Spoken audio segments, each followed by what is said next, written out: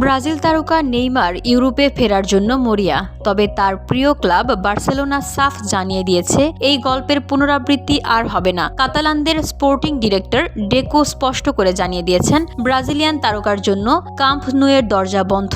2017 সালে বিশ্ব রেকর্ড ট্রান্সফারে পিএসজিতে যোগ দেওয়ার পর থেকেই নেইমারের বার্সায় ফেরার গুঞ্জন চলছিল। তবে স্প্যানিশ গণমাধ্যম স্পোর্ট জানিয়েছে, ডেকো তার প্রত্যাবর্তনের সম্ভাবনা একেবারে উড়িয়ে দিয়েছেন, কারণ নেইমারের সাম্প্রতিক ফর্ম বার্সার পরিকল্পনার সঙ্গে মানানসই নয়।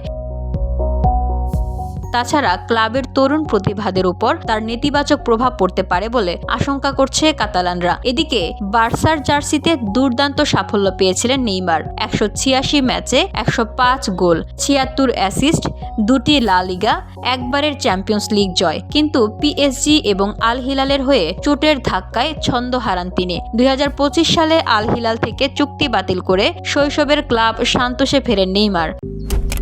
মালয়েশিয়ান প্রযুক্তিতে তৈরি অত্যাধুনিক cleaning machine modern vacuum cleaner যে কোনো ধরনের ধুলো ময়লাকে পরিষ্কার করে ঘরকে করে তুলুন চকচকে ও আকর্ষণীয়।